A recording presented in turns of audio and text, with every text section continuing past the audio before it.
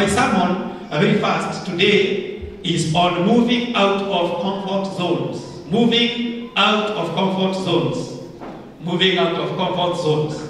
And we have had 2 readings that were taken very well by our 2 readers. And thank you for reading that very well. And the story of Elisha and the sons of prophets who were living together. And they had done a lot of things together. We know Elisha succeeded Elijah. And he asked for a double portion for the blessings or the powers that Elijah had. He is one of the prophets that did a lot of things and a lot of miracles. If you talk about the miracles that Jesus Christ did, sometimes you can just compare them with the miracles that also Elisha did. Elisha, just as Jesus Christ resurrected, Elisha also resurrected 2 people. One when he was alive, another one when he was dead. Hello? Among other miracles that he did. And also Elisha was a very compassionate prophet. All the activities or the things that he did were done out of compassion. He met people who had needs and he went out to meet the needs of those people.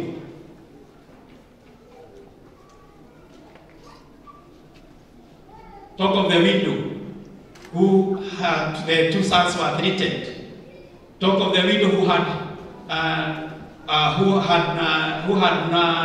the Zarephath woman who built him a place to live, and he had no child. His ministry was a ministry of compassion, and where we find him with this band of sons of prophets, we find him that his ministry had grown and his had increased. So the people that he was with, or the trainees, he was training other prophets. Actually, those who are called the sons of prophets, they came to him and told him, look here, our boss, the place that we are living has become so small for us.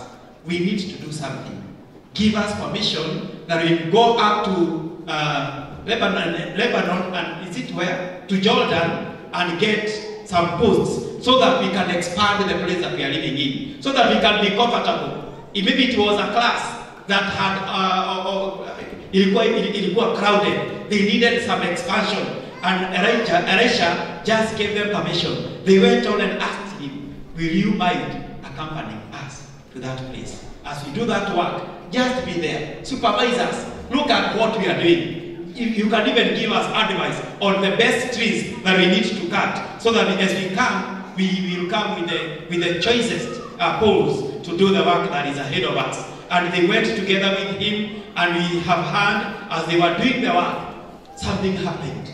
And one of the person who was cutting a tree, the axe head fell and got down and deep into the river.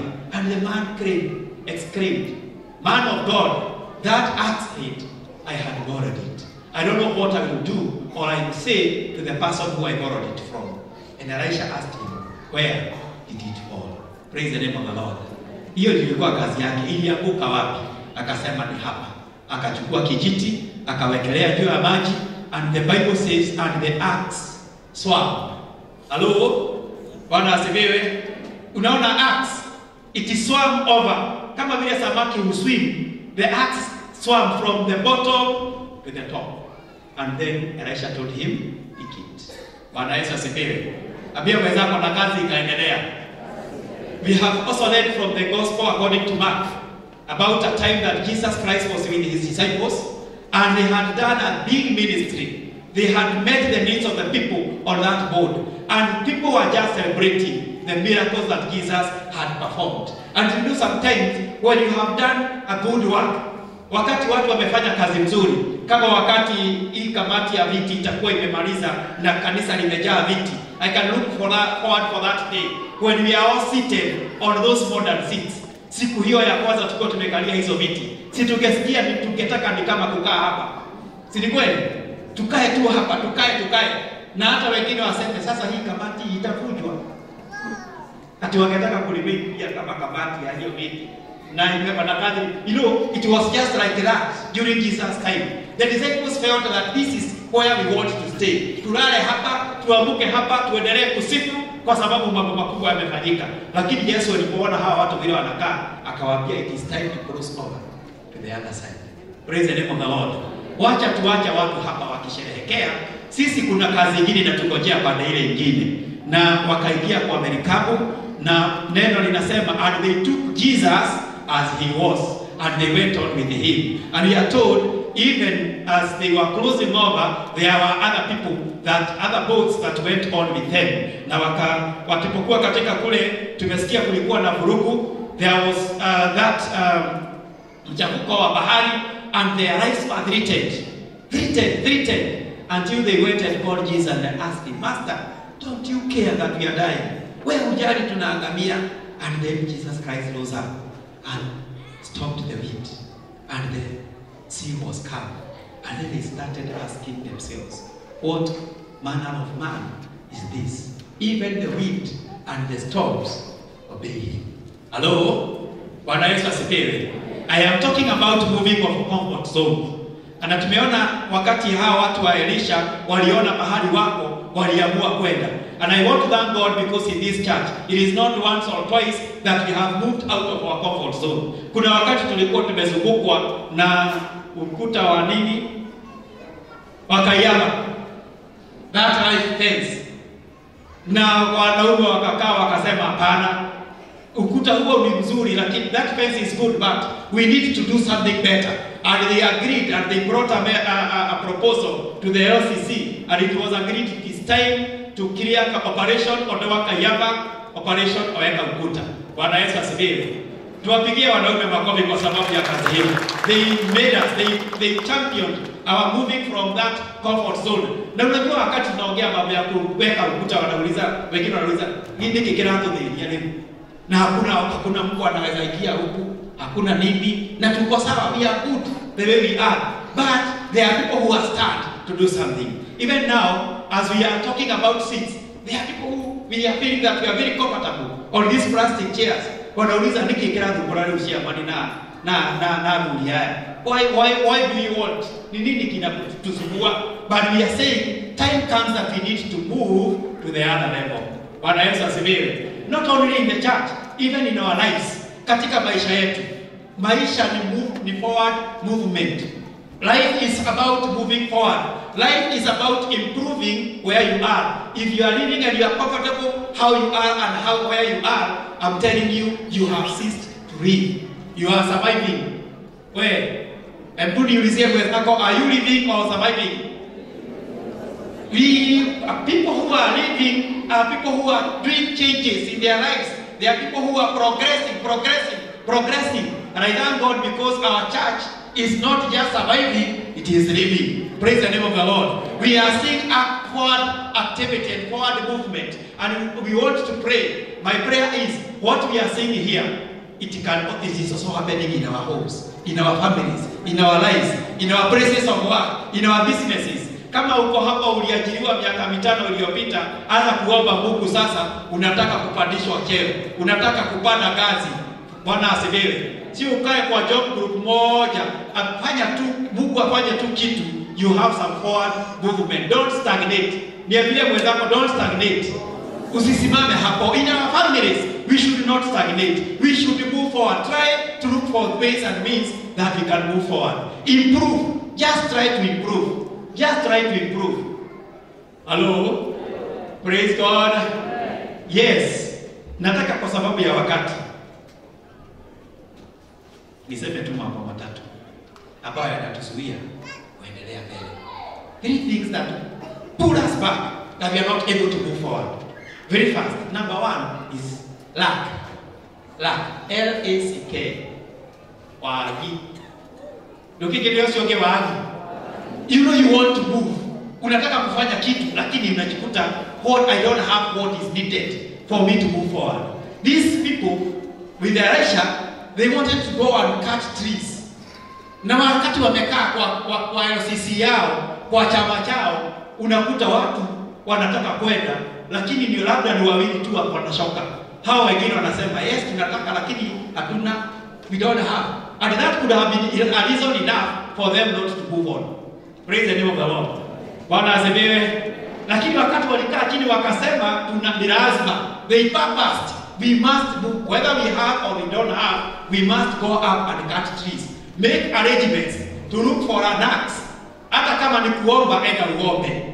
Bwana Yesu asifiwe. Kwaga wale kukosa kule kukosa wakasema hapana, hatutasikiza hiyo story ya kwamba hauna. Enda uombe, kila mtu akuwe amejihami na shoka lake, ili tukienda kuapproach mtu wa Mungu, you will have something on your hand. Praise the name of the Lord. Bwana Yesu asifiwe. Kwa hivyo hiyo mambo ya kukosa wakati mwingine tunaangalia, tunauliza, tutaendaje? Hatuna mambo haya yale mengine, tunaona ni kama hakuna. There is no way that we can move forward. And there are people who have been held back because they look at themselves, they say there is nothing that we can do because currently how I am, where I am, sina uwezo. Bwana Yesu asifiwe. You can even borrow. Mwambie mwenzako hata unaweza kuazima, so that kazi inaweza kufanyika. You can look for ways. And I'm telling you, even in the times that God was calling Moses, Moses was looking at himself, anatumwa anasema, I have nothing. Anaulizwa nitaendaje? Na Mungu anamuuliza, what is this that you have in your hand? Anasema, I have a staff. Mungu anasema, that is enough. Hello? Si uliambia mwenzako, what you have is enough. You don't need to go and look for anything else. It is enough. Let lack not stop us from moving ahead. Praise the name of the Lord. Let us have faith that God is able to provide all our needs. Number 2 is fear of the challenges ahead. Fear of the challenges ahead. Fear, uoga. Uoga umeshika watu wengi sana. Hawawezi fanya kitu. Hawawezi toka mahali wako kwa sababu wanauliza tutaendaje, itakuwaje, mambo haya na yale mengine. Na hii ndio ilikuwa na wanafunzi katika kitabu hicho tumesoma ya Marko. Wakati Yesu anawaambia tuvuke, it was not that simple. They started arguing with Jesus Christ. Sasa wewe, tumefanya kazi kubwa, si waje tusherekee kidogo. Tukakae na hawa watu kidogo. Hawa watu wanakusifu sana, wameona nguvu zako. Sasa si waje tukakae. Besides, saa hizi unatuambia tuvuke, bahari imechafuka. It is evening. Na wakati huo wa jioni, people who have visited even the coast wanajua masaa ya jioni makupe inakuwa mingi sana. Si ni kweli? So wanafunzi wanaambia Yesu, wewe na wewe Yesu tulidhero. Kwa tagereka torare to bathie rucio. Nini agwekuhorera. Lakini Yesu akawaambia we must cross over. Praise the name of the Lord. Because they were fear. Fear. Niambie mwenzako uoga. Uoga. Na Mkikuyu walijua akasema uoya uturagia okea usie. I don't know how to interpret that. Kama uko na mtu ambaye haelewi hiyo Greek, mwambie nini ninasema. Uoya uturagia okea usie. You will not progress if you have fear. Hata sasa kuna watu tunaweza ogopa. Na asante sana patron kwa sababu huku tuambia kujaza hizo viti hapa itachukua pesa ngapi? Kuna watu wataogopa wakiambiwa ni pesa ngapi ambazo zinatakikana. Praise the name of the Lord. Bwana Yesu asifiwe. Lakini if you want to move forward, we must overcome our fears. Ni lazima tushinde uoga. We must learn to trust in God. Hata hawa watu wa Elisha walikuwa na uoga wakati wanapanda. Ndio wanaambia Elisha, please come with us. Because we don't know what will happen up there. Come with us. And Elisha accepted. And even Jesus Christ accepted to walk with them. When we have Christ with us, wakati tuko na Mungu pamoja nasi, there is no need to fear. Wakati shoka litaaguka, akona njia za kuitoa kule chini. Praise the name of the Lord. Wakati bahari itachafuka, akona uwezo wa kunyamazisha bahari na upepo. Praise the name of the Lord. Fear. Mungu atusaidie kushinda uoga. Number 3 and finally is lack of initiative. Lack of initiative. Kuna watu wanakaa tu katika hali moja. They don't have any forward movement because they don't have any initiative. Maikarago taitika ihori. Oh, number 3, they cannot make any initiative. And they don't want to think what they need to do. Unawakuta tu hapo. They are there today, tomorrow, the other day. They are just there. It is good to have an initiative. Bwana Yesu asifiwe. You are in that situation. Think of how you can get out of that situation. Ask yourself, what do I need to do to come out of here? What is this that I need to do? And life, those people who succeed in life are people who take initiatives. People who are proactive. They act before they are acted on. Hello? Because if you don't act, you will be acted on by circumstances and other influences that you find yourself in. And those, when you are being acted on, you have very little to do. You will just be running, fixing things here, there, and the other place. But if you are proactive, that means you are on the top of the game. And you see, I thank God because of the leadership of the church, because it is keeping the church on top of the game. Sio tukae mpaka wakati all the churches around us wako na hizo modern seats. Sasa ndio tunakimbia Kayole, sijui na Unity na Umoja kuuliza mlifanyaje. Let them come and benchmark with us. Praise the name of the Lord. Hata katika maisha yako, be initiative. Fikiria kwanza. Tulikuwa pahali pengine tukaambiwa the most bad thing with us human beings ni kwamba hatufikirii. We don't think. Hatufikirii. Wewe ana kama kuna utajiri ambao Mungu ametupea mkubwa ni akili. But sorry, nasikia hata mimi niko hapo. Si ni mimi na wewe na wewe mwingine. We don't think. Hatutaki kufikiria. We want to do things the way we have always done them. We want to stay the way we have always stayed. We want to copy and paste everything. Hatutaki kufikiria. Kiwaambia mwenzako Mungu atusaidie tufikirie kidogo. Mungu atusaidie kufikiria. And if you can go and say today I want to think about myself and my family and my business, I'm telling you, you can come up with something better and you can improve your business. You can improve your life. You can improve your family. May God help us. These sons of the prophet sat down and thought, they took an initiative. There is something that we need to do. And they went out and they did something for themselves. They improved their lives. They improved how they were staying and how they were doing things. Are you willing to move on? Praise the name of the Lord. By someone who was moving out of comfort. Moving up. Unasikia sasa hapa ndipo. Lakini bado kama Mungu ametupatia maisha, ametupatia miaka, we still need to progress and move on. May God help us.